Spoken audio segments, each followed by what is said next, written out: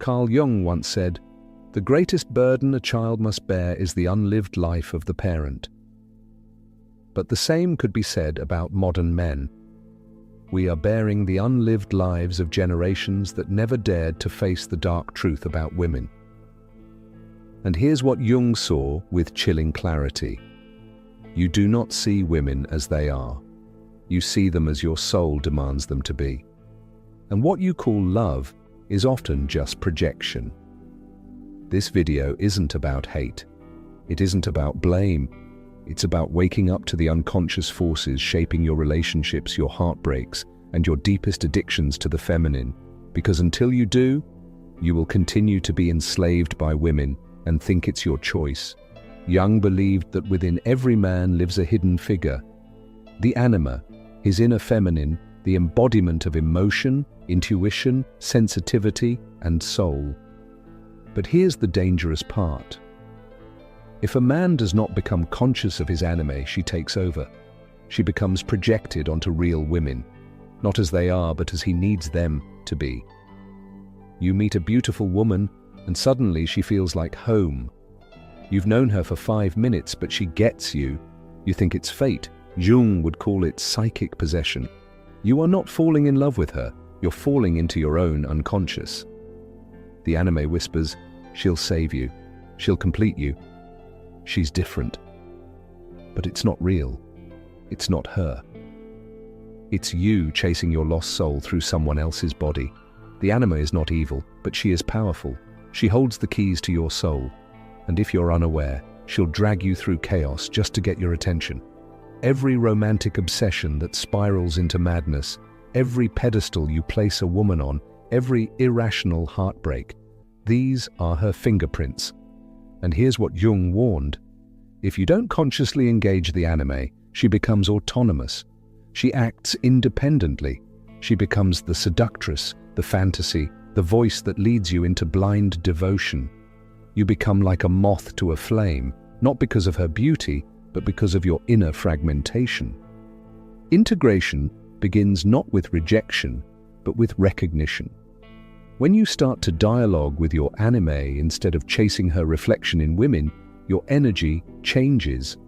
You stop looking for salvation in another and begin the descent into your own soul. Only then do you become a man who chooses love, not one who is consumed by it. If you want to control a man, you don't need chains. Just let him fall in love with his own projection. Most men today are spiritually starved. They've been raised in broken homes, by disconnected fathers, distracted mothers, or both. They weren't taught how to embody masculinity. They were taught how to please, how to perform, how to seek approval, especially from women. So what happens when he meets a seductive woman? He doesn't see danger. He sees redemption. But behind that fantasy is often a deeply manipulative dynamic.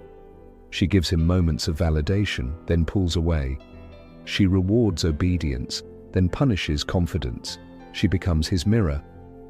And when she withdraws, he loses himself. This isn't love. It's a psychic trap. But if he's unconscious, he'll call it passion. Women don't have to scheme to manipulate the unconscious man. He manipulates himself.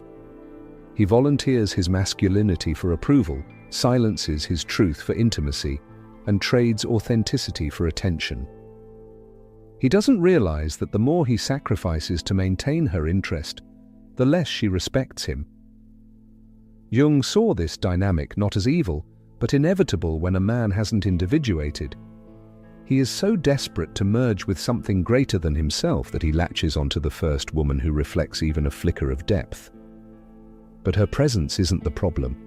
It's what she represents. She becomes the doorway to meaning, and that makes her too powerful. Once she knows this, she doesn't even have to try. Her silence will torment him, her validation will drug him, her absence will define him. He is not in love. He is in servitude to the unmet parts of himself. Jung didn't romanticize women. He respected their power and warned men who didn't. The unconscious feminine has two faces, the nurturing, inspiring muse and the devouring, chaotic seductress.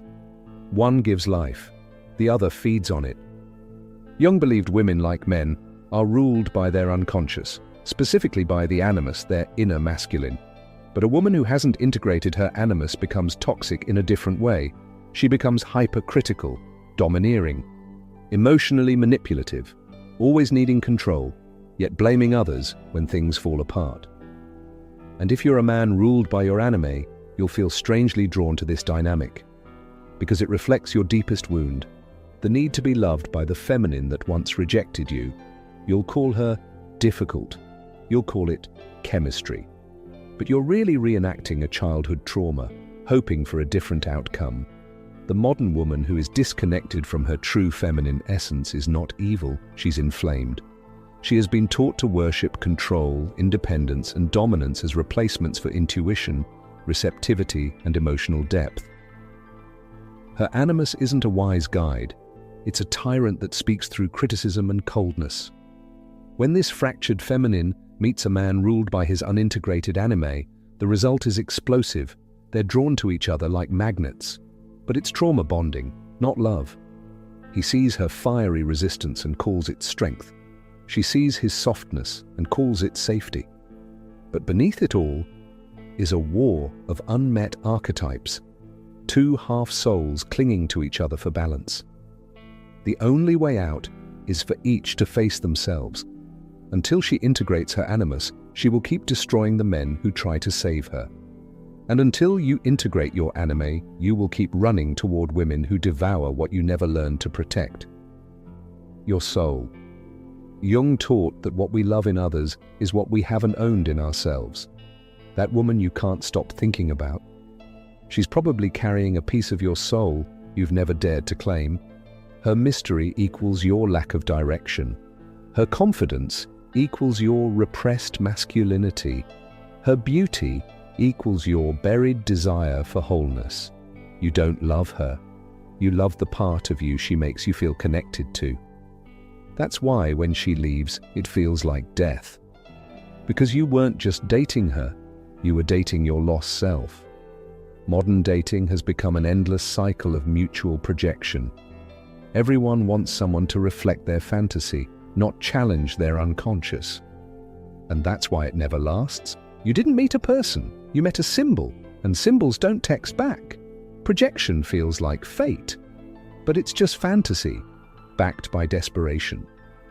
When you project your anime onto a woman, you inflate her into something sacred. You turn her into a goddess, a healer, a muse, but she's just human.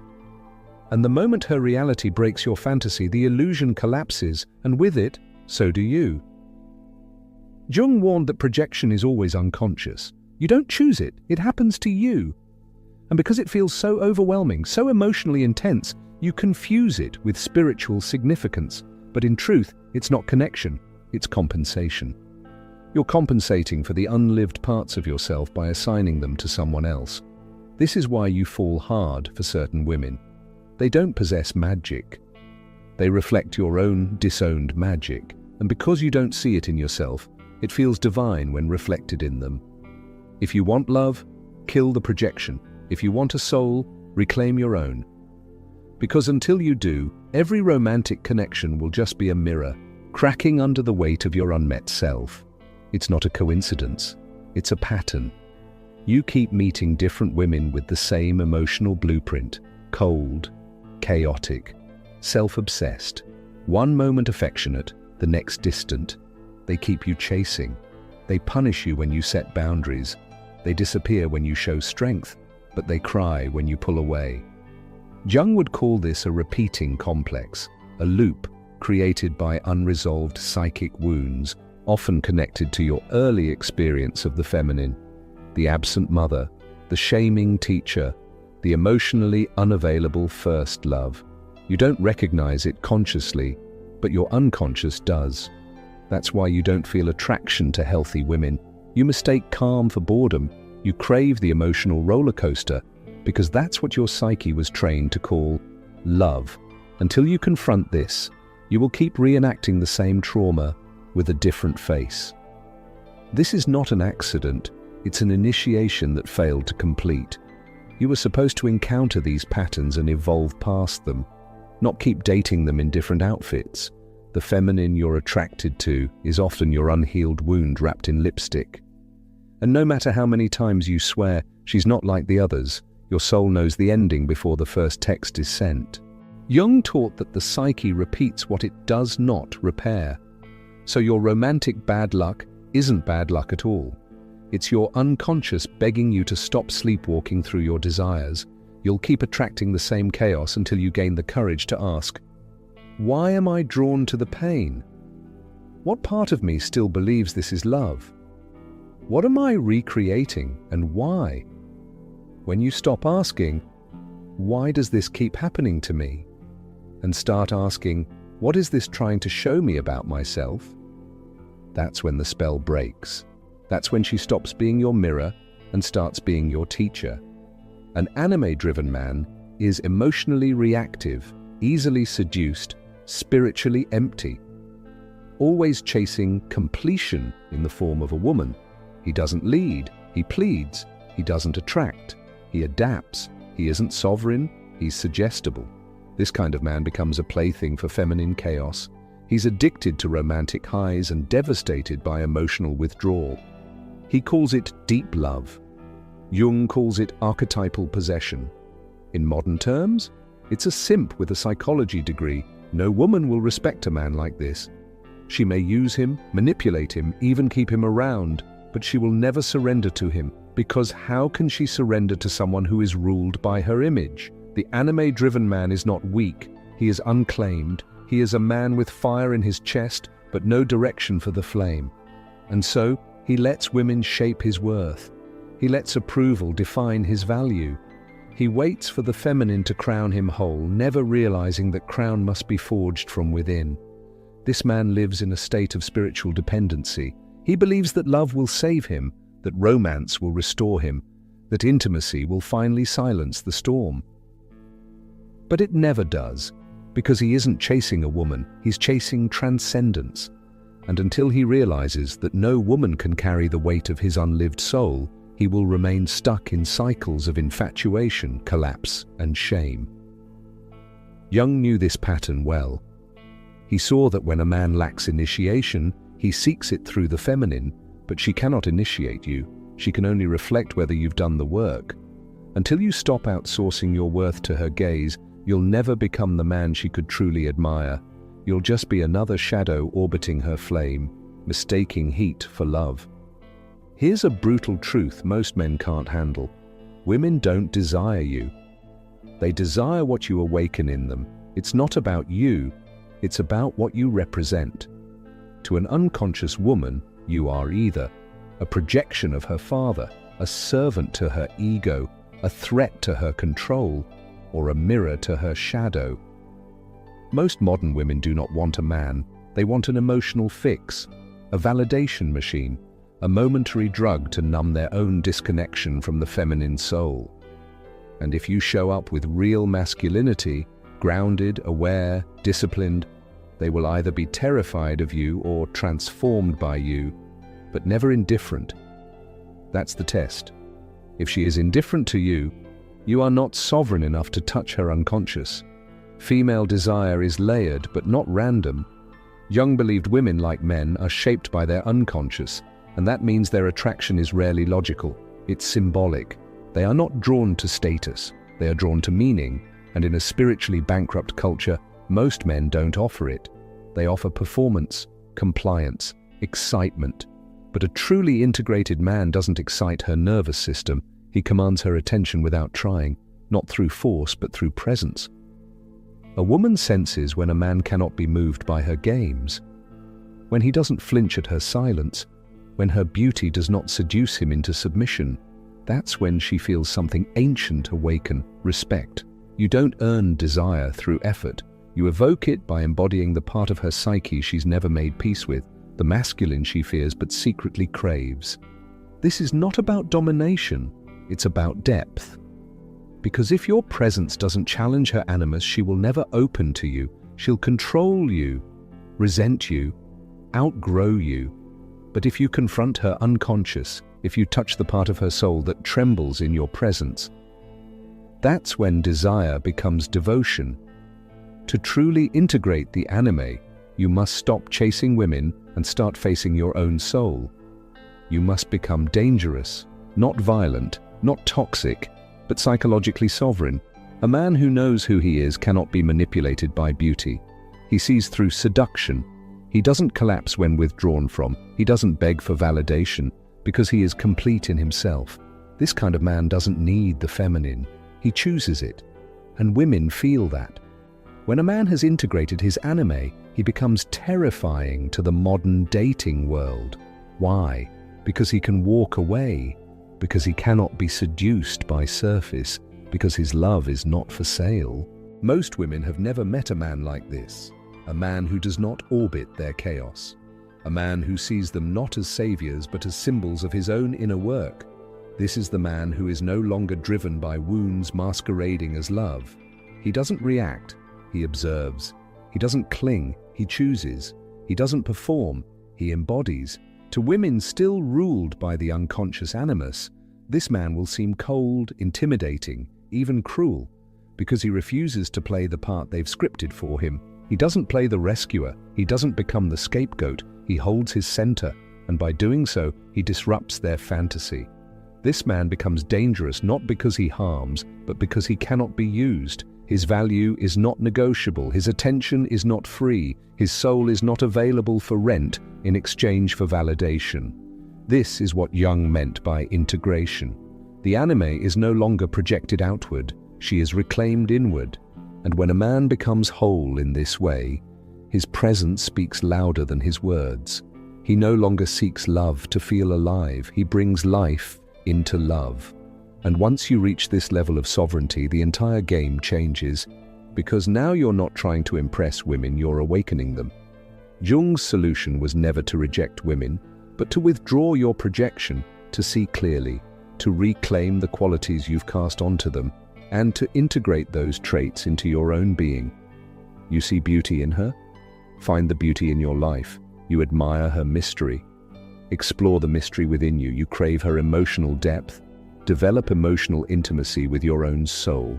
This is what Jung called individuation, becoming whole. And only when you become whole can you meet a woman as an equal, not a savior, not a seductress, not a mother, not a muse, but as a person.